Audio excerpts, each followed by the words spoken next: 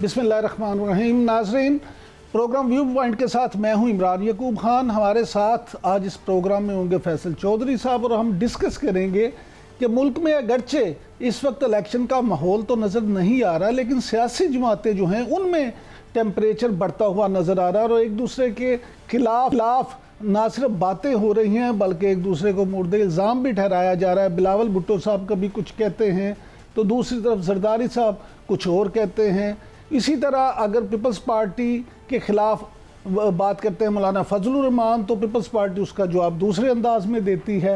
यही हाल मुस्लिम लीग नून और तहरीक इंसाफ का भी है। तो हालात किस तरफ जा रहे हैं, ख़ास तौर पे सियासी गर्मा गर्मी जो है वो किस तरफ जा रही है? क्या ये इलेक्शन का शाहसाना है या वैसे ये जमातें माहौल ऐसा बना रही हैं कि जिससे अपने वोटर सपोर्टर को अपनी जानिब मुतवज्जो कर सकें? इन तमाम सवालों के अलावा आज हम प्रोग्राम में डिस्कस करेंगे कि नैब के जो प्रोसिक्यूटर जनरल हैं उन्होंने क्यों इस्तीफ़ा दे दिया है। इसके अलावा तहरीक इंसाफ के चेयरमैन और साबिक वज़ीर आज़म इमरान खान ने आर्मी एक्ट और ऑफिशियल सीक्रेट एक्ट की जो तरमीम हुई हैं उनको सुप्रीम कोर्ट में चैलेंज कर दिया है। इन तमाम मौज़ूआत पर बात करेंगे और ख़ास तौर पे आज हमें ज्वाइन किया है सीनियर सियासतदान जनाब कमरजान कायरा साहब ने। कायरा साहब, वेलकम टू द शो। बहुत ही आपने टाइम दिया, तो बगैर तो वक्त ज़ाया किए आपसे ये जानना चाहेंगे कि ये सियासी गर्मा गर्मी क्यों है इस वक्त माहौल में? दो वजूहात हैं। एक तो मौसम इलेक्शन का है, तो इलेक्शन में थोड़ी बहुत गर्मा गर्मी होती ही है। हर जमात लोगों को अपनी तरफ मुतवज्जो करने के लिए अपना मंशूर बयान कर रही होती है और छोटी मोटी तनकीद भी चल रही होती है, और कुछ हिस्सा आप यारों का भी है, आप दोस्तों का, क्योंकि आपने भी अगर मेरी तरफ से कोई बयान किया तो आपने उसको दूसरे की तरफ कहा जी उसने ये कहा है, उससे ऊपर आपने मजीद थोड़ा सा जल्दी पे तेल डलवा लिया, अगले पे सवाल कर दिया, जरा और काम तो तेज हो गया। और अगर आप मीडिया वाले उसको गैर अहम समझते हुए छोड़ दें तो ये बैड डिबेट ही ना छिड़े। लेकिन कायरा साहब, हम तो आप लोगों की कही हुई किसी भी बात को गैर अहम नहीं ना करार दे सकते। आप अहम लोग हैं और आपकी मुंह से निकली हुई हर बात अहम होती है। नहीं सर, ऐसे नहीं होता। सवाल ये है कि बहुत सारी दफा आप कहते हैं जी अगर ऐसा हो गया तो फिर क्या होगा। तो अगर में ये होता है कि आप मुझसे अगर पर मबनी सवाल करके तो एक मफरूजे पे मबनी मुझसे जवाब ले लेते हैं, सवाल गायब हो जाता है, जवाब आप चला देते हैं। कमर जमान कायरा ने ये कहा, क्यों कहा ये नहीं, किस सवाल के जवाब में कहा ये भी गायब हो जाता है। तो ये एक ऐसी डिबेट है। मीडिया अब एक बहुत बड़ा ताकत भी है, बहुत बड़ा जरिया भी है, लेकिन एक अजीब सा इससे सामान पैदा हो गया है। सोशल मीडिया पे खबर आ गई, ना उसकी तस्दीक है, ना सर है, ना पैर है, उसके ऊपर डिबेट शुरू हो गई। संजीदा भी होती है और गैर संजीदा भी होती है। लिहाजा ये कोई अचंभे की बात नहीं है। हम मुख्तलिफुल ख्याल लोग हैं, मुख्तलिफुल ख्याल सियासी जमातें हैं, हमारे छोटे मोटे एक दूसरे के खिलाफ नहीं होते, बयानबाजी चलती रहती है। मसलन किसी ने कह दिया, फर्ज करें मैं ही कह देता हूँ, मिसाल के तौर पर मैं मिसाल दे रहा हूँ कि जी पिछली गवर्नमेंट में फलां वजारत में ये काम हुआ, तो हम उस वजीर से पूछ लें। अब आपने सवाल किया था, जब ये सवाल आपका गायब हो गया, कमर जमान कायरा ने कहा कि पिछली हुकूमत में फलां वजीर जवाब देता, उस वजीर से पूछा, उसने कहा जी नहीं, कमर जमान को चाहिए ना जवाब दे, उसके लीडर ने ये क्यों किया था, वो तो हुकूमत का हिस्सा। एक ऐसी बहस छिड़ी, तलखी शुरू हो गई। और अगर आप मुझ पर ये सवाल न करें, मसलन एक सवाल आपका आता है कि जी पिछली हुकूमत में जो इसहाक डार साहब की पॉलिसियां थी आप उससे मुतफिक थे, भाई नहीं मुतफिक थे तो हुकूमत से अलग हो जाते। अब अगर किसी वक्त मैंने कह दिया कि जी नहीं डार साहब की पॉलिसियों से इख्तलाफ तो था, उससे ये हो गया, तो भाई कल मैं उसकी गवर्नमेंट में बैठे हुए सारी पॉलिसियों की तारीफ कर रहा था, आज मुझे क्या हो गया। लेकिन ये मीडिया में डिबेट छिड़ेगी, उसके जवाब में वहां से भी सवाल आएगा, और फिर होगा क्या, मीडिया में एक और बात होगी। कमर जमान कायरा ने, पीपल्स पार्टी ने कह दिया कि इसहाक डार साहब की पॉलिसियां दुरुस्त नहीं, हालांकि मैंने नहीं कहा, मुझसे कहलवा दिया गया एक फर्जी तौर पर। तो इस तरह भी चलता रहता है। कायरा साहब, गुजारिश ये है कि आपका मीडिया पे जो गुस्सा बनता है, बिल्कुल ठीक आप कह रहे हैं कि जिम्मेदारी का एहसास मीडिया को भी करना चाहिए, लेकिन कहीं ना कहीं आप ये नहीं समझते कि ये भी एक वजह है कि मीडिया के कुछ लोग अगर इस तरह के सवाल करते हैं या ये माहौल बनाते हैं, चाहे वो रेटिंग लेने के लिए हो या किसी भी मकसद के लिए, तो सियासतदानों को भी थोड़ा सा सोच के बोल लेना चाहिए। कुछ तो जिम्मेदारी उनकी भी। ये बात आपकी दुरुस्त है, ये बात दुरुस्त है कि बिल्कुल उनकी थोड़ी जिम्मेदारी नहीं बनती, ज्यादा जिम्मेदारी बनती है कि उनको जवाब देने से पहले सोचना चाहिए कि मेरे जवाब को किस तरह आगे से प्ले अप होगा। बिल्कुल आपकी दुरुस्त बात। अच्छा कायरा साहब, पीपल्स पार्टी के नाकदीन का कुछ ये भी कहना है कि बिलावल भुट्टो जरदारी साहब जो हैं वो चीफ इलेक्शन कमिश्नर पे तनकीद कर रहे हैं, जबकि आसफ अली जरदारी साहब ने उन पे एतमाद का इजहार किया है। तो कहीं ये गुड कॉप बैड कॉप वाला मामला है, आप इस पे क्या समझते हैं? कहीं ऐसा तो नहीं?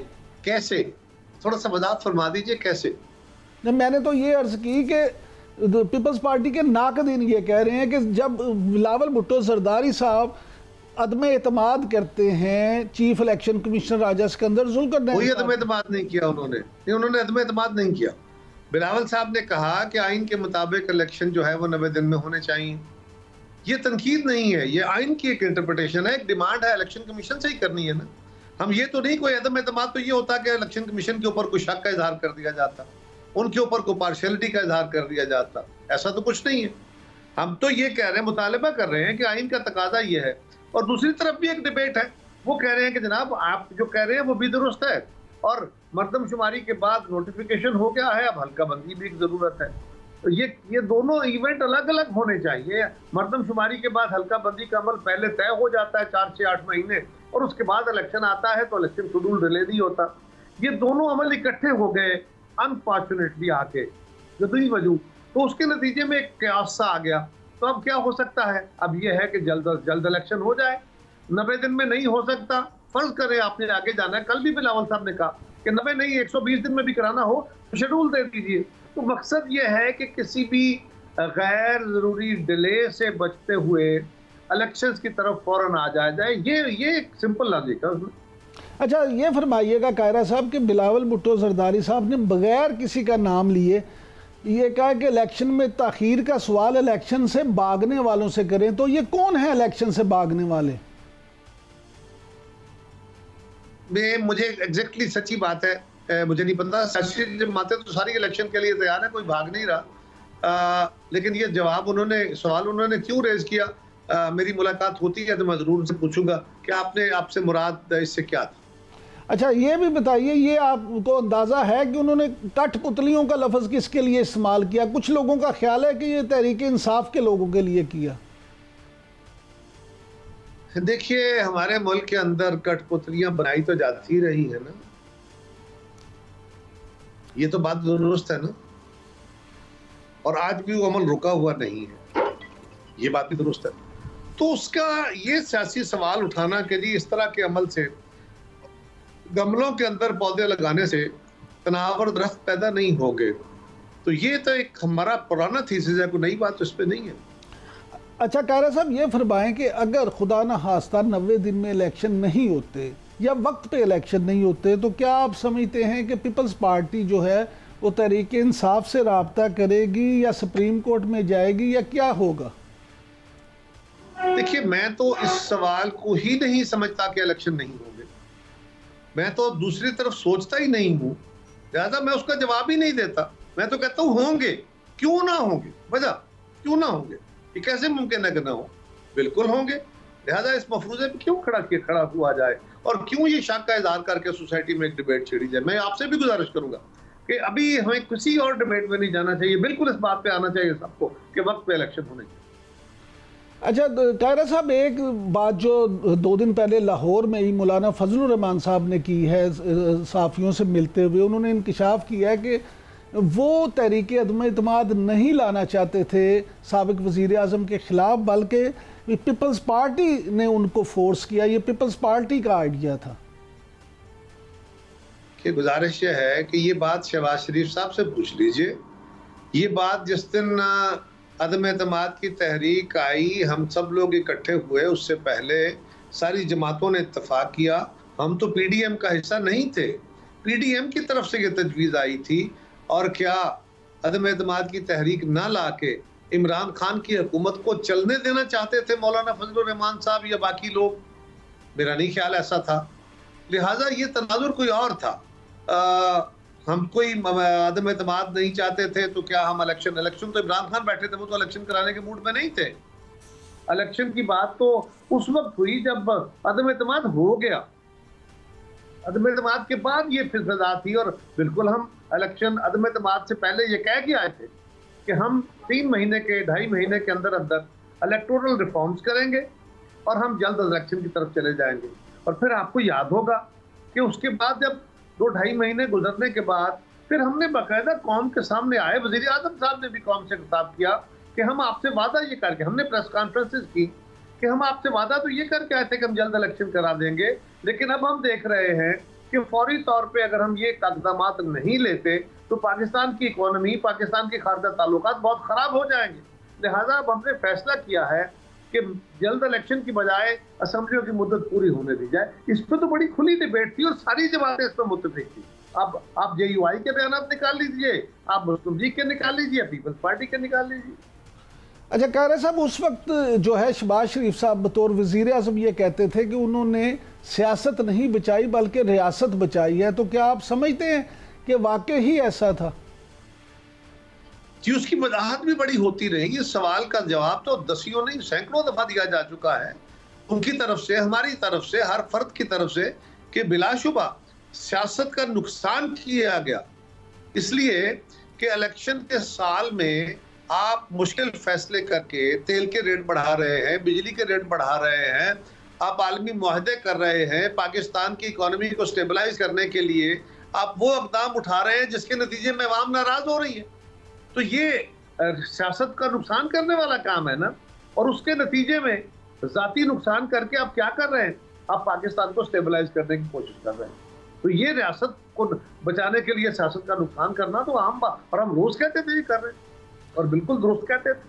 अच्छा कायरा साहब, एक अखबार की सुर्खी छपी है कि पीपल्स पार्टी के कुछ लोगों के बैरून मुल्क जाने पर पाबंदी लगा दी गई है। क्या ऐसा है? क्या पीपल्स पार्टी के लोगों के खिलाफ घेरा तंग किया जा रहा है? मेरे इल्म में ऐसा कुछ नहीं है, ये मैं स्पेकुलेटिव सी बातें मैंने सुनी है।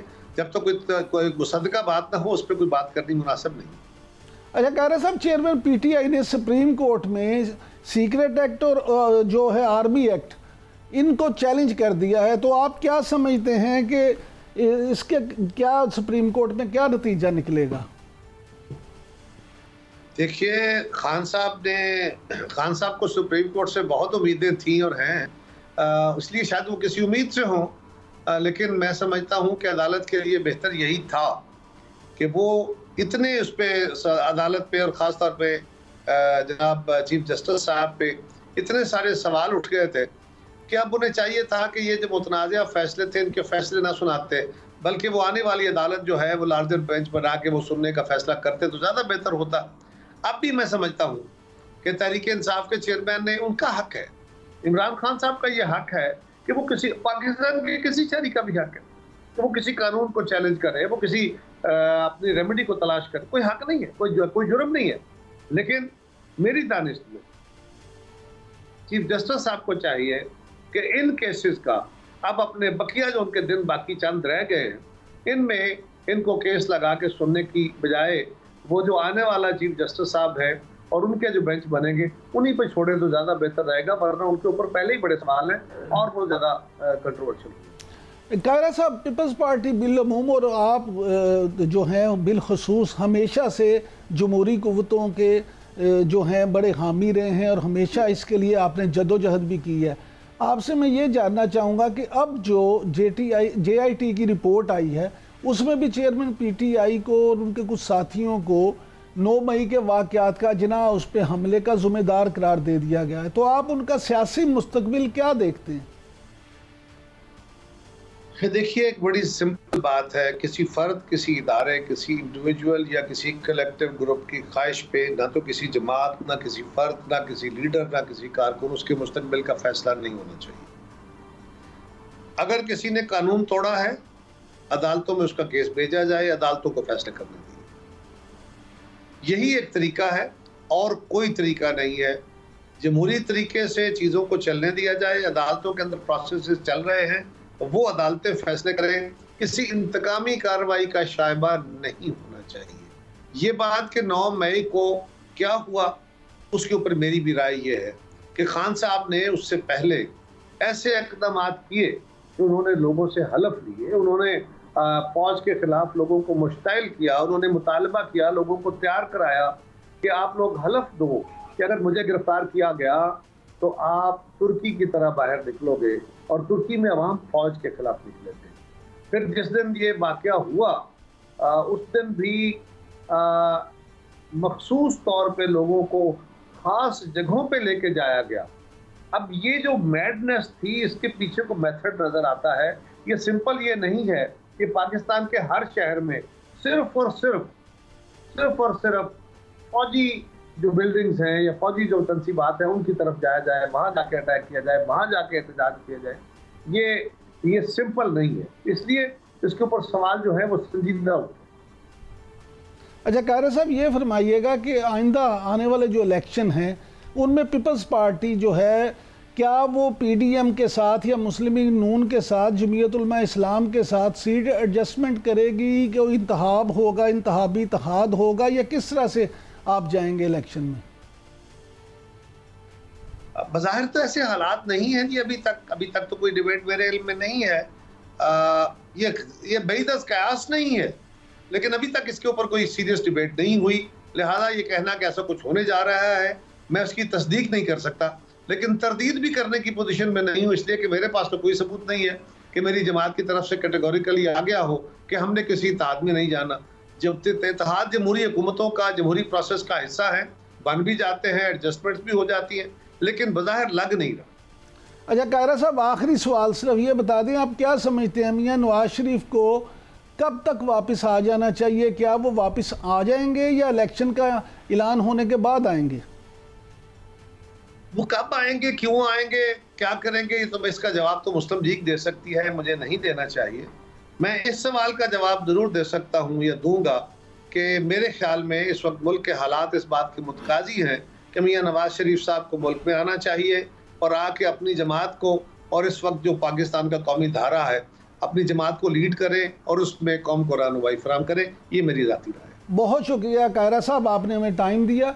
नाज़रीन, कायरा साहब को जैसे अपना उनका ख्याल है कि इस वक्त का तकाजा है कि मियां नवाज शरीफ को फौरी तौर पे मुल्क वापस आ जाना चाहिए। तो आज हमारे साथ मौजूद है सीनियर तजिया का जनाब सलमान आबिद साहब। यही सवाल मैं उनकी तरफ लेके जाता हूँ। सलमान साहब, बहुत शुक्रिया, आपने वक्त दिया। ये बताइए कि मियां नवाज शरीफ को कब आना चाहिए? अब आना चाहिए या इंतखाबात का ऐलान होने के बाद आना चाहिए, या वो कब आएंगे?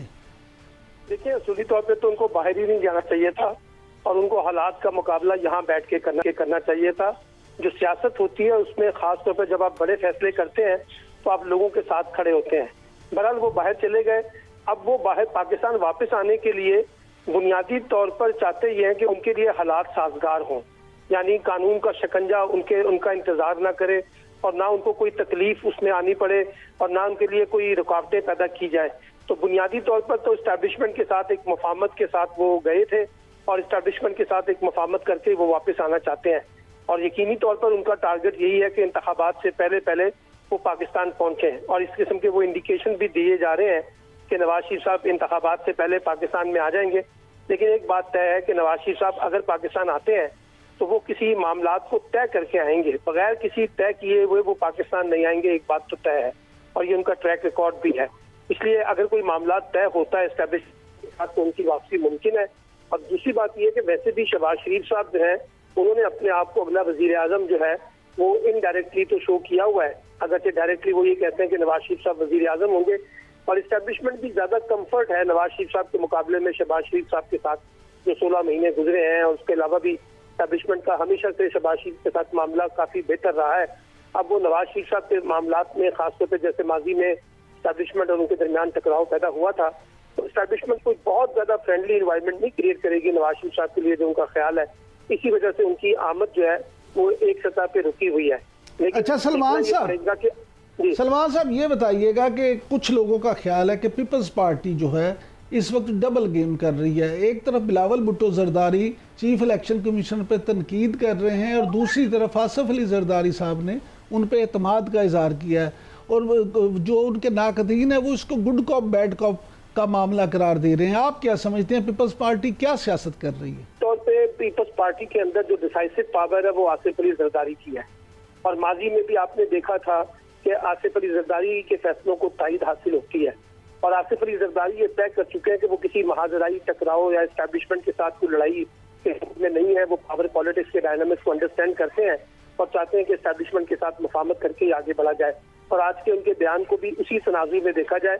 जहाँ तक बिलावल साहब है, बिलावल साहब तो एक सियासी रास्ता निकालने की कोशिश करते हैं। आपको याद होगा कुछ दिन पहले उन्होंने कहा था कि हमारे बुजुर्ग जो है वो नवाज अपना मेरे लिए और मरियम के लिए ऐसा रास्ता निकाले कि हमें माजी की सियासत से बाहर निकलने का मौका मिल सके।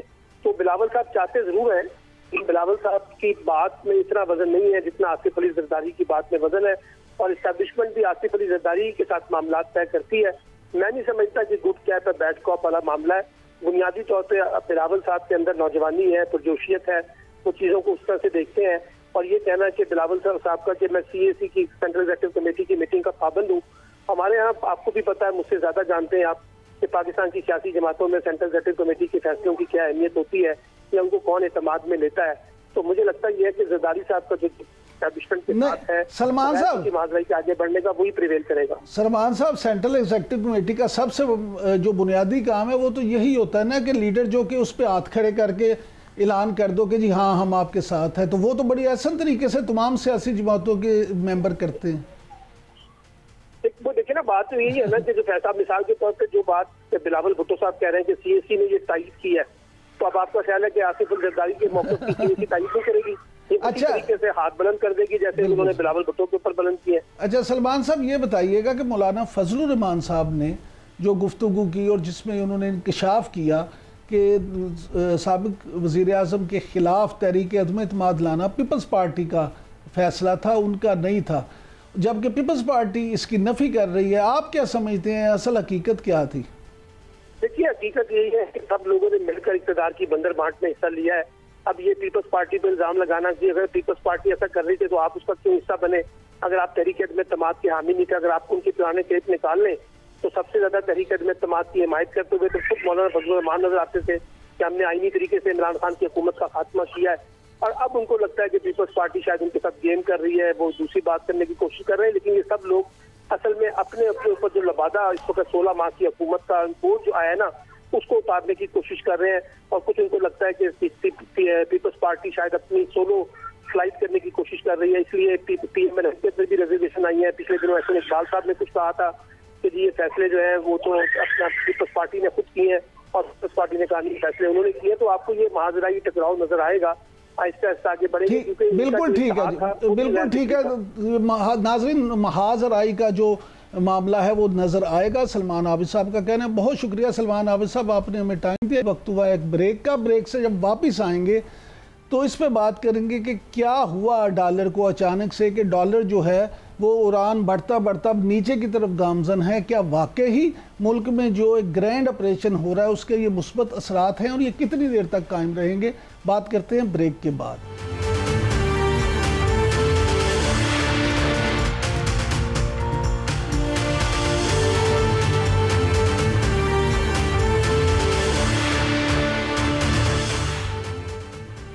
Welcome back. चोई साहब, आपने कायरा साहब की और सलमान आबिद साहब की बातें तो सुनी, इस पर भी बात करते हैं, आपकी राय जानते हैं। लेकिन पहले हमारे साथ मौजूद है मलिक बोस्तान साहब जो चेयरमैन है करेंसी एक्सचेंज एसोसिएशन के। मलिक साहब, welcome to the show. Malik साहब, ये बताइएगा कि ओपन मार्केट में जो ये डॉलर की कीमत में इतनी ज़्यादा कमी हुई है तो ये बड़ी खुश आइंद है वैसे, तो इसकी वजूहात क्या हैं? आप क्या समझते हैं कि ये वाकई क्रैकडाउन का नतीजा है? बिल्कुल बिल्कुल, ये बात सबसे पहले अलग कारण और पूरा क्रेडिट आर्मी चीफ रास्तो मनीष साहब को जाता है, जिन्होंने हमने इनको पिछले हफ्ते जो है अपील की थी और लॉ एनफोर्समेंट के जितने भी आला काम उनसे मीटिंग भी की थी। उन्हें बताया कि जितने भी ब्लैक मार्केट की माफी है वो इतनी उनकी जरूरत होगी है कि वो एक्सचेंज कंपनी के जो जहाँ बड़ी मार्केट है वहाँ बाहर खड़े हो जाते हैं उनके कारण। जो भी कस्टमर हमें करेंसी सेल करने आता है उसको वहीं से घेर के अपने खुफिया दफ्तरों में ले जाते हैं और वहाँ उनको हमसे ज्यादा रेट देते हैं। और उन्होंने हमारी सप्लाई लाइन पिछले 1 महीने में काट दी है। 9% बिजनेस उनके पास चला गया और इसी वजह से इंटर बैंक रेट 209 से बढ़ के जो है 307 पे गया और मार्केट 209 से बढ़ के 340 तक गई है। तो ये अगर इसको रोका नहीं गया तो हमारी करेंसी तो बिल्कुल फिर जमीन बोझ हो जाएगी और इसको कोई वारिवारस तो होना चाहिए, कोई ना कोई तो इनके खिलाफ एक्शन करे। इनकी जरूरत कैसे, ये अपने पहले खुफिया तरीके से लोगों को ले जाते हैं, अब तो सरेआम ऑफरें दे रहे हैं। तो ये इसको खत्म करें। उन्होंने बड़ी मेहरबानी की, फौरी टास्क फोर्स पे पहले उन्होंने हुआ दौर में रखी की, फिर लोगों को पकड़ा और उसके बाद जो लोग पकड़े गए फिर ज़ेर ज़मीन हो गया, छापे आपको पता है जारी हैं। और एक पूरी चौक यादगार मार्केट जो बड़ी इस मामले में जितनी भी वहाँ तो कोई लीगल मनी चेंजर रहते ही नहीं है, वहाँ सारे के सारे इलीगल है, बगैर लाइसेंस के काम करते हैं, उनको सील कर दिए गए। तो ये अभी उसके नतीजा ये निकला है कि अब लोगों का हमारी सप्लाई बहाल हुई है, 90% लोग हमारे पास अपनी करेंसियां देने जा रहे हैं और हमारे पास इतनी करेंसियां सरप्लस हो गई। पिछले 3 दिन में हमने $30 मिलियन इंटर बैंक में सरेंडर किया और मंडे वाले दिन हमें लगता है इससे भी ज्यादा लोग देने आएंगे। तो ये अल्लाह का बड़ा करम है। और पाकिस्तानी रुपया जब इंटर बैंक में हमने डॉलर दिए तो इंटर बैंक में गिर के 307 से गिर के 303 पे क्लोज हुए कल। अच्छा मलिक साहब, इस पे इसके साथ साथ काइंडली अगर अब ये भी हमें बता दें और नाजरीन के लिए कि मार्केट में जो डॉलर की अवेलेबिलिटी है, यानी आम लोगों तक पहुंच जो है, उसकी क्या सूरत हाल है? बिल्कुल, मेरा खरीदने तो कोई आ ही नहीं रहा, क्यों खरीदने में पहले लोगों ने इन्होंने सट्टेबाज है, जैसे बिजनेस कौंसिल ने आपके सामने पिछले हफ्ते ये डेटा दिए कि 9,000 अरब रुपया इनमें सट्टेबाजों के पास पड़ा है ब्लैक मार्केट में। और ये जो है जब चाहते हैं किसी मार्केट को ऊपर ले जाते हैं, जब ले जाते हैं उसको गिरा देते हैं। तो इनके खिलाफ एक्शन होना चाहिए। इन्होंने कभी चीनी में घुस जाते हैं, कभी डॉलर में, कभी गोल्ड में। तो इनके खिलाफ वाकई एक्शन होना चाहिए। और एक्शन का ही नतीजा है कि ये लोग पकड़े भी गए, बड़े पैमाने में करेंसियां भी उनकी जब्त हुई हैं। तो अल्लाह करे ये परमानेंट बुनियाद पे रहेगा तो पाकिस्तानी जो है रुपया भी मजबूत होगा, डॉलर का रेट भी गिरेगा और रिजर्व भी बढ़ेंगे। अच्छा मलिक साहब, ये बताइएगा, ये खबरें भी आ रही हैं कि FIA, स्टेट बैंक और हसास इदारों ने मिल के पिछले 2 साल का डाटा भी ले लिया है और उस डाटा की बुनियाद पर डॉलर ज़हीरा अंदोज़ों के खिलाफ एक बड़ा क्रैकडाउन जो है वो शुरू किया जा रहा है। और 2 साल में ज़्यादा डॉलर लेने वालों की एक फहरिस्त भी तैयार हो गई है। तो आप क्या समझते हैं कि इससे भी मज़ीद डॉलर सस्ता होगा? देखो, ये तो मैं समझता हूँ साजिश है कोई इस तरह की आर्मी चीफ जिसको दिल में ये अल्लाह ने रहम डाला और उसको अल्लाह ने ये जज्बा दिया कि वो अपनी क्रीज से निकले, ताजरों से मिले, उन्हें इत्मीनान में लिया। और जिसका नतीजा ये निकला कि आज रुपया मजबूत हो रहा है, डॉलर का रेट गिर है और लोग उनसे वहाना प्यार की उल्फत हुई और उनसे पता चला कोई बंदा है कि पाकिस्तान की किस्मत बदलना चाहता है। तो ये उनके खिलाफ ऐसे साजिश है। ये जिन लोगों ने लीगल चैनल से अगर डॉलर लिए हैं तो उनको तो खिलाफ से कोई तुक ही नहीं बनता। तो उनको आप बुलाएं और उनको जो पहले भी आपने किया था 2-4 साल पहले यही रुपये इस्तेमाल किए थे। तो उसका नतीजा क्या निकला? डॉलर का रेट 150 से बढ़ के जो है 300 तक आया और फिर जो बैंकों में डॉलर 7 अरब डॉलर से लोगों ने निकाल के बाहर ले गए। तो अब जो ये अगर लाखों में जो पड़े भी हैं तो उनके लीगल पैसे आप उनको आप इत्मीनान में लें, उन्हें रिक्वेस्ट करें ये भाईजान आपने इतने डॉलर रखे हुए हैं हमारे रिकॉर्ड के मुताबिक, अगर मुनासिब समझें तो आप इसको बैंक में रख लें ताकि मुल्क के काम आए, हम आपको उसके इंटरेस्ट भी देंगे। उनको इत्मीनान में लेके प्यार मोहब्बत से, ताकि इत्मीनान जो पूरी कौम इस वक्त चीफ पे कर रही है उसको ठेस न पहुंचे। मलिक साहब आप साथ ही रहिएगा। चोई साहब, मैं आपसे ये जानना चाहूँगा कि ये जो लॉकर्स की बात मलिक साहब ने की है, इस हवाले से लोगों में बहुत सारी अफवाहें भी हैं, लोग इस बारे में परेशान भी हैं, जानना भी चाहते हैं।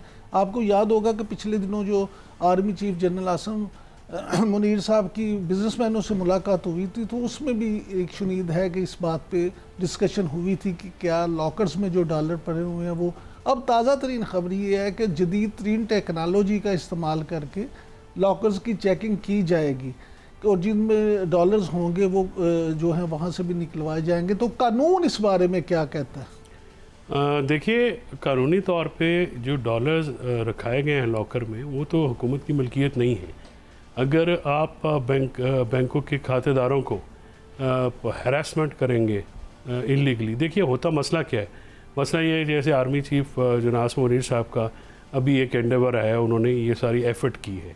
तो ये उनकी एक यकशख्सी जो है जिसे आप कह सकते हैं कि सिर्फ वाहिद वही उनको क्रेडिट जाता है कि उन्होंने ये सारा काम किया। इसके लिए मरबूत निज़ाम लाने की ज़रूरत है। लोगों के डॉलर्स को जो वहाँ पे लॉकर्स में मामलात मौजूद हैं, लॉकर्स में एक तो बहुत बड़ी तादाद में डॉलर्स हो नहीं सकते जितनी तादाद में ब्लैक मार्केटिंग होती है। सो इसके जो एवेन्यूज़ भी डिफरेंट हैं, इसके जो तरीक़ेकार भी डिफरेंट हैं और इसको जो करने वाले लोग हैं वो भी लॉकर्स के ऊपर डिपेंडेंट नहीं होते। जब तक डॉलर की ब्लैक मार्केटिंग को रोकने के तरीके और इफ़ेक्टिव निज़ाम नहीं इंट्रोड्यूस कराया जाएगा तो फिर उसमें हर बार जो है देखें ये जो एक ओवर द जिसे आप कह सकते हैं कि मतलब ओवर स्टेपिंग करनी पड़ती है, जाके मामला जो है अमली तौर पे जब उनको कोई सिस्टम एड्रेस नहीं करता या हुकूमत में बाकी इदारे एड्रेस नहीं करते तो फिर कोई तो इदारा होगा ना जो उसको एड्रेस करेगा। सब कानूनी तौर पे क्या ऐसा नहीं है कि लॉकर्स में डॉलर्स और करेंसी नोट रखे ही नहीं जा सकते? कानून तो शायद इसकी इजाज़त नहीं देता। देखिए लॉकर्स जो अगर डॉलर्स रखे जाते हैं वो डिक्लेयर्ड जो भी अगर तो डिक्लेयर्ड है, डिक्लेयर्ड डॉलर्स फिर तो और डिफरेंट बात, फिर तो अकाउंट में रखेंगे। लेकिन अगर वो अनडिक्लेयर्ड है तो वो तो इल गॉटन मनी, वो तो इल गॉटन मनी है, जो गॉटन मनी है उसके खिलाफ तो एक्शन डेफिनेटली किया जाए। बिल्कुल ठीक। अच्छा मलिक साहब ये बताइएगा कि आर्मी चीफ ने बिजनेस कम्युनिटी के साथ जो मुलाकात की तो आप क्या समझते हैं कि ये जो इक़दाम हैं इसके बाद मुल्की जो है निज़ाम उसमें मुआशी तौर पर इस्तेहकाम आएगा? वैसे जो चीज हो रहा है, ऑपरेशन क्रैकडाउन हो रहा है, इलीगल लोग और ब्लैक मार्केट हुंडी हमारे वो तो ठीक है बिल्कुल, लेकिन यहाँ तक जो मैं कहता हूँ जिन लोगों ने मेरा जवाब ये था आपका, जिन लोगों ने लीगल तरीके से पैसे लिए हैं आप उनकी मर्जी बैंक में रखें, घर में रखें या लाकर, उनको आप फोर्स नहीं कर सकते, उनसे आप रिक्वेस्ट कर सकते हैं, उनको इत्मीनान में ले भाईजान आपके घरों में पड़े हैं तो आप क्या फायदा, ना आपका फायदा ना मुल्क का फायदा, आप हमारे पर ट्रस्ट करें और बैंकों में लाएंगे तो हमारे रिजर्व में काउंट हो जाएगा, तो हमें लोगों से भीख नहीं मांगनी पड़ेगी। और ये चीज़ करके देखो बिजनेस जो होता है कॉन्फिडेंस है, कॉन्फिडेंस आपने लूज किया तो आपकी हर चीज़ बाहर चली जाएगी, क्योंकि आपके पास तमाम जो है लोगों इस पर लाखों में या घरों में पैसे वो बेचने आ रहे हैं अभी, तो अभी हम उनको डरा देंगे ये तो भाई तो वो तो फिर ना बेचेंगे, फिर वो दबा के बैठ जाएंगे, तो उससे क्या होगा ना हमारे काम आएगा, और जो हमारी तमाम चीफ आर्मी स्टाफ की कोशिश उस पर पानी फेरने वाली बात है। तो उन्हें एतमाद करें, रिक्वेस्ट करें फिर तो ठीक है, लेकिन आप फोर्स करेंगे तो उसका नेगेटिव इफेक्ट आएगा और जो हमारी सारी कोशिशें हैं इस पर पानी फिर जाएगा। अच्छा मलिक साहब कुछ लोगों की ये तजवीज़ है कि अगर जितने भी लोग हैं पाकिस्तानी जिनके पास डॉलर मौजूद हैं उनको एक डेट दे दी जाए कि जी आप इस डेट तक आपके पास जितने भी डॉलर्स हैं आप वो जमा करवा के तो उसके बदले आप पाकिस्तानी रुपए ले सकते हैं और वो सरकारी बैंकों में या ख़जाने में जमा करा दें, और उसके बाद डॉलर लेने देने का काम सिर्फ एयरपोर्ट्स पे हो कुछ अरसे के लिए, जो हर एक आम कोई भी बंदा जाके ले सकता है वो ना ले सके, सिर्फ जिसने बाहर जाना है, जिसने इलाज के लिए भिजवाने हैं या जिसने बच्चे की तालीम के लिए भिजवाना है, यानी कि कानूनी तौर पर जिसे ज़रूरत है सिर्फ उसको मिले, अदरवाइज़ वो ना हो। तो क्या इससे फ़र्क पड़ेगा या ये तजवीज़ काबिल अमल भी है या नहीं? तो ये तो बस इनको पता ही नहीं हिस्ट्री का, जिस बंदे को हिस्ट्री का ना पता उनको ऐसी बातें करता है। आप अपनी हिस्ट्री देखें ना, एक्सचेंज कंपनियां 1993 में वजूद में आई, उससे पहले ये तमाम कारोबार बैंकों के पास था और सिर्फ एयरपोर्ट पे ही आपको डॉलर मिलते थे, और उसके बाद आपको भी ट्रेवल चेक मिलते थे, कैश डॉलर नहीं मिलते थे, और वो आप लेके बाहर जाते थे, और जो करेंसियां लोग लेके आते थे वो बैंकों में सिलेंडर करते थे, और बैंक वाले क्या करते थे वो सारे के सारे ब्लैक मार्केट का फर्क बहुत ज्यादा होता था। जैसे आज ब्लैक मार्केट का जो ही फर्क होएगा तो वो करप्शन पैदा हो जाती है, और वो सारे का सारी करेंसियां ब्लैक मार्केट वालों को भेज देते थे, और उसके बाद शाम को कहते थे हमारे पास तो करेंसी आई नहीं है, और सारे का ज्यादातर तो लोग 99% करेंसियां वहीं हवाले वालों को दे के आते थे, यहाँ लाते ही नहीं थे। और जब लोगों को पता चला कि यहाँ पर एक्सचेंज कंपनियां बन गई हैं, रेट भी उनसे अच्छा है हवाले वालों से, तो उन्होंने लाना शुरू किया, और जिसका नतीजा ये निकला कि 2010 का मैं डेटा आपको बता रहा हूँ, एक्सचेंज कंपनी ने 50 अरब डॉलर मुल्क में लेके आई है, ठीक है, और 31 अरब डॉलर हुकूमत पाकिस्तान को कमर्शियल बैंकों के जरिए दिए हैं, और बाकी पब्लिक को हज के लिए, कोठे के लिए, ट्रैवल के लिए, सारा जितने भी है वो एक्सचेंज कंपनियां दे रही हैं इस वक्त। तो 1998 में जब पाकिस्तान ने एटमी धमाका किया और 400 मिलियन डॉलर के रिजर्व गए थे, तो उस वक्त एक्सचेंज कंपनी 10 अरब डॉलर इकट्ठे करके ओवरसीज से हुकूमत पाकिस्तान को रिकॉर्ड दिया और पाकिस्तान को डिफॉल्ट से बचाया। बैंक तो $1 नहीं लेके आए इस वक्त, ये सारी मनी चेंज उन्होंने अपने एफर्ट से लोगों को कन्विंस किया और लोग ले आए, और उनका पैसा भी महफूज रहा, अल्लाह का शुक्र है। उसके बाद 10 अरब डॉलर के रिजर्व भी बढ़े, जो हमारी एलसी बैन हो गई थी वो हो गई।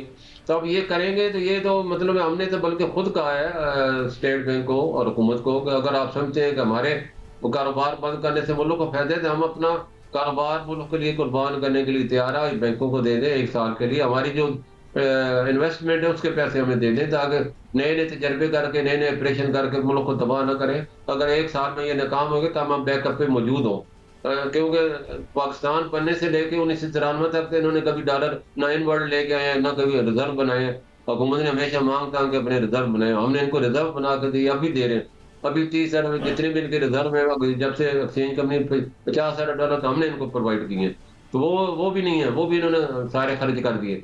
तो हम एक्सचेंज कंपनी का रोल है बहुत बड़ा, और उसको जो है मतलब इस तरह इनकी क्या सुनी सुनाई बातें हुई जिनको ये जैसे कहते हैं मस्ती तजिया ना, इनको हकीकत का कोई पता नहीं होता। हकीकत जो मैंने बयान की है इसको चेक करें, अगर ये सही है तो हमारे को बजाय अच्छे तरीके से भी ये काम हो सकता है ना। आप पूरे इसमें हजारों लोगों का कारोबार है, हजारों फैमिलियां इसमें पड़ी हैं, हजारों अरबों रुपए का हम टैक्स दे रहे हैं, तो बजाय इसको रातों रात खत्म कर दें तो आप इसमें तजर्बा कर लें। हमारा अगर कहते हैं कि हम लोग गलत कह रहे हैं, हमारे फिगर पढ़ लें। और ऑलरेडी 2 बैंकों की एक्सचेंज कंपनियां मौजूद हैं पूरे पाकिस्तान में, नेशनल बैंक की और अबीब बैंक की। एक वो जो है वो वर्कर रेमिटेंस हमारी हर लोकेशन तकरीबन $4 लाख लेके आ रही है, वर्कर रेमिटेंस और फॉरेन एक्सचेंज। बैंकों की $1,25,000 लेके आ रही है। तो हम तो माशाल्लाह अल्लाह का शुक्र है, बहुत ज्यादा कौम की खिदमत करके आवाम को हर जगह डॉलर दे रहे हैं, हर जगह पे दे रहे हैं।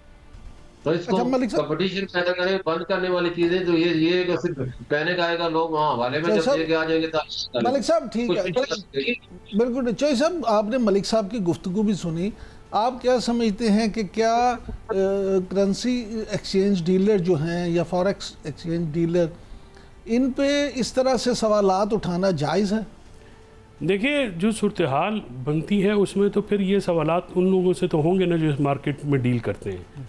और ज़ाहिर है जैसे मलिक साहब एफर्ट कर रहे हैं, सारे करेंसी एक्सचेंज वाले तो ऐसे नहीं कर रहे हैं, और उनका जो कुछ ना कुछ हाथ तो हैं, सारे जो कज़िये में मुलव्वस लोग हैं कि डॉलर जो है उसकी जानबूझ के शॉर्टेज की गई, उसको सट्टा खेला गया, और सट्टे में जो है बाज़ बैंकों ने भी पैसे बनाए हैं मुबैना तौर के ऊपर, और बहुत सारे लोगों ने भी बनाए हैं।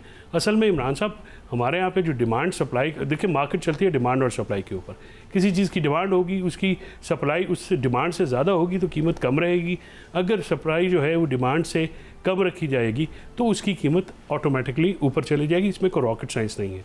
होता ये क्या है कि जब क्योंकि डॉलर की एक सर्टेन रिक्वायरमेंट है, रोज़ मार्केट में हमें इतना डॉलर चाहिए होता है, तो होता ये क्या है कि मुख्तलिफ लोग, सट्टेबाज भी और मुख्तलिफ कंपनीज़ भी और जो है बैंक्स वाले भी, तो ये उसकी जो डॉलर की मार्केट में जो फ़्लो है उसको इफ़ेक्ट करते हैं रोक के, होर्डिंग करके, जिसका वाहिद मकसद जो है वो सट्टा खेल के डॉलर्स के पैसों को या उसकी कीमत को बढ़ाना है, ताकि उनकी जो है करेंसी, क्योंकि ये कमोडिटी के तौर पे सेल किए जाते हैं, तो वो कमोडिटी जो है वो हायर प्राइस के ऊपर सेल हो। इसके लिए मैकेनिज़्म हमें जो मैकेनिज़्म मौजूद है, हमारे यहाँ पे प्रॉब्लम ये है कि जो इदारे इन चीज़ों के ऊपर अमल दरामद कराने के लिए बने हैं, रेगुलेटर्स जो हैं जिनको कहा जाता है आमतौर पे, वो रेगुलेटरी इदारे जो हैं वो भी अपना काम पूरी तरह से नहीं करते, और उनका भी हाथ वो मुलव्वस है इन सारे मामलात में। तो मैं ये एक्सपेक्ट करता हूँ कि जब आर्मी चीफ साहब ने ये सारा ऑपरेशन कराया है तो वो इसकी वजूहात के ऊपर जो है लाजमी हाथ डलवाएंगे और उसको एड्रेस करेंगे, ताकि और फिर उनको जो निज़ाम एक इंट्रोड्यूस कराया जाए कि ये सारा मामला जो है, देखिए अभी आर्मी चीफ की पूरी तवज्जो के साथ ये सारा मामला हुआ है, ठीक है, मुल्की हालात है और वो एक बहुत बड़ा मसरूफ़ ऑफिस है जिसकी और भी मामलात हैं, ठीक है। इदारों को खुद ब खुद जो है वो इस पे एक्ट करना चाहिए ताकि ये मामलात ऐसे ना बने कि हर बार आर्मी चीफ के इंटरफेरेंस जरूरत हो। ये तो आर्मी चीफ ने कर दिया, उन्होंने खुद ज़ाती तौर पे इंटरेस्ट लिया, और स्टेट बैंक हो या FIA हो, हसास अदारे हों, उन सब को इन्वॉल्व कर दिया। लेकिन हम हर दफ़ा हर इशू के हल के लिए आर्मी चीफ की तरफ क्यों देखते हैं? फिर जब हम कहते हैं जी फ़ौज इसमें आ जाती है, जी फ़ौज इंटरफेयर करती है जी, तो जब हम खुद हर सतह पे हर इदारे को नाकामी की तरफ लेके जाते हैं और फिर खुद उनकी तरफ देखते हैं कि आओ जी आके ठीक करो, तो फिर तो हम खुद नहीं उन्हें मजबूर करते। ज़ाहिर है लोग दरख्वास्तें लेके जाते हैं, लोग उनके पास जाते हैं, उनको मदऊ करते हैं कि जी ये मामला हो गया, वो हो गया। उसकी जो बुनियादी वजह तो यही है ना इमरान साहब कि जो सियासी जमातें हैं या पार्लियामेंट है वो अपना रोल नहीं अदा करते, और जो सा रोल उनको अदा करना चाहिए, और फिर जिन चीज़ों के ऊपर उनको स्टेप फॉरवर्ड लेके ज़िम्मेदारी लेनी चाहिए वो उसके ऊपर भी वो ज़िम्मेदारी लेने को तैयार नहीं है, चाहे वो फॉरेन ऑफिस का मसला हो, चाहे वो अमन अमान का मसला हो, चाहे कोई मुल्क में और मसला हो। वहाँ पे जो अवाम भी है वो फिर मजबूरन जो है वो देखना पड़ता है पाकिस्तान आर्मी की तरफ, क्योंकि पाकिस्तान आर्मी वाहिद एक ऐसा इदारा है जो कि आर्म्ड फोर्सेस ऐसी इदारा हैं जो कि वाकई काम कर रही हैं और भरपूर तरीके से वो अपना काम करती हैं, डिसिप्लिन फोर्स है और इफ़ेक्टिवली ऑपरेशन जो हैं वो करते हैं, लिहाजा फिर हर चीज़ वहाँ पे चली जाती है। लेकिन इसका नतीजा क्या होता है कि जब हर चीज़ उनकी तरफ डायरेक्ट करना शुरू हो जाती है तो उनका जो अपना काम है, जो असल काम है, उस पर बोझ पड़ता है। ज़ाहिर है जो दिफा से मुतल्लिक या मुख्तलिफ जो मामलात हैं उनके ऊपर फिर असर पड़ता है और फिर हम शोर मचाते हैं जी कि वो ये हो गया, ये वो हो गया। लिहाजा हर इदारे को अपना काम करना चाहिए ताकि एक इदारा अंडर प्रेशर नहीं है। अच्छा मलिक साहब, ये फरमाइएगा कि आप क्या समझते हैं कि इन सारे इक़दाम के बाद डॉलर अब कहाँ तक आ जाएगा? डॉलर की एक्चुअल कीमत इस वक्त है क्या? तो डॉलर की एक्चुअल कीमत 250 रुपये है, ये ब्लूमबर्ग ने कहा है, मैं नहीं कह रहा।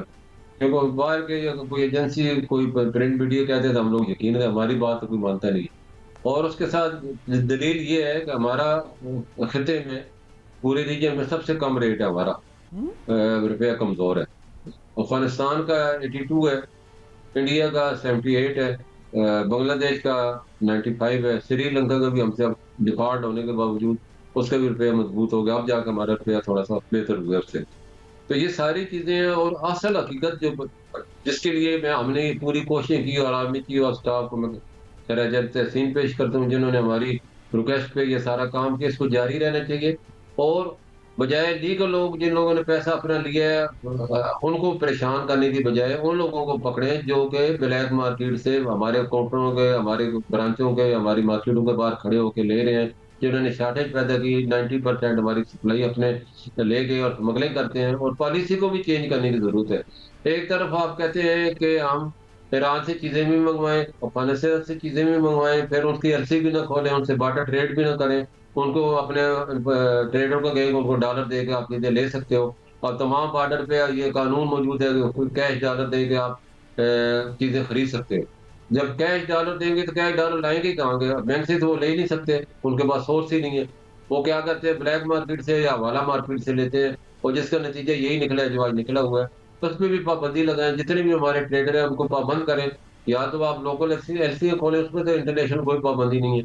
इसी तरह या फिर बार्टर ट्रेड करके माल के बदले माल करें, तब भी जाके, वरना ये जितने मर्जी है ऑपरेशन कर लें, जितने मर्जी रास्ते रोक लें, हवा और क्या ब्लैक मार्केट वाले अपना रास्ता खुद बना लेते हैं और ये फिर यही करेंगे। मलिक साहब आपने अभी हमसाया मुल्कों की करेंसी की बात की, तो वर्ल्ड बैंक की हालिया रिपोर्ट के मुताबिक अफगानिस्तान जो है उसकी करेंसी 29% बेहतर हुई है पाकिस्तान से। तो क्या आप समझते हैं उन्होंने क्या ऐसा तीर मारा है जो हमसे इतनी आगे चलेगी? देखो, उनका तीर कुछ नहीं किया, उन्हें सिंपल सा फार्मूला रखा हुआ है। वो क्या करते हैं, एक तो अपनी करेंसी को छाप ही नहीं रहे, बिल्कुल नए नोट नहीं छाप रहे ताकि इन्फ्लेशन न बढ़े। जो करेंसी मार्केट के अंदर है उसी को घुमा रहे। जब करेंसी आपकी होगी नहीं तो उसकी मार्केट स्ट्रांग रहेगी कि जब करेंसी आपकी डिवैल्यू होगी, डिवैल्यू होने नहीं देते। जितने भी वो पाकिस्तान से ट्रेड कर रहे हैं, 2 अरब डॉलर का कोयले का हमने एग्रीमेंट किया है और वो वादा ये था कि वो पाकिस्तानी रुपए में पेमेंट लेके वो नहीं लेते। तो हमारे उनके ट्रेडर हमारे ट्रेडर को कहते नहीं जी हमें डॉलर दो, डॉलर दोगे तो हम आपको ये ट्रक देंगे। ज़ाहिर इनको मुनाफा मिल होता है, फिर उसको वो डॉलर देते हैं। तो ये 2 अरब डॉलर दिए कोयले वाले हमसे रोजाना खरीद के ले जाते हैं। उससे जितने भी पत्थर या मादनियात हमारी आ रही है वो भी डॉलर देते हैं। और इसके एक और बात बताओ, हमारा जो एक्सपोर्टर है जो उनको चीज़ें बेचते हैं वो अपने डॉलर मार्केट से खरीद के खुद अपने अकाउंट में जमा कराता है, वो भी हमारे मार्केट से खरीदते हैं, ब्लैक मार्केट से और हवाला मार्केट से। तो जिसकी वजह से आपने देखा हमारी वर्कर एविडेंस 2 अरब माना आती थी, 3 अरब डॉलर वो कम होकर 2 अरब डॉलर पे चली गई है। इस तरह एक्सचेंज करने के बाद ठीक है मलिक साहब, प्रोग्राम का वक्त ख़त्म हो गया, फिर इंशाल्लाह आपसे किसी दिन ज़रूर करेंगे। नाज़रीन, जैसा कि आपने सुना, बुस्तान मलिक साहब ये कह रहे थे कि अगर डॉलर को अपनी असल कीमत 250 पे वापस लाना है तो फिर इन इक़दामात को मज़ीद तेज़ करना पड़ेगा और मुस्तकिल बुनियादों पे करना पड़ेगा ताकि रुपया मज़ीद मुस्तहकम हो। आपसे फिर मुलाकात होगी कल। चोई साहब आपका और मलिक साहब आपका बहुत शुक्रिया। अल्लाह हाफिज़।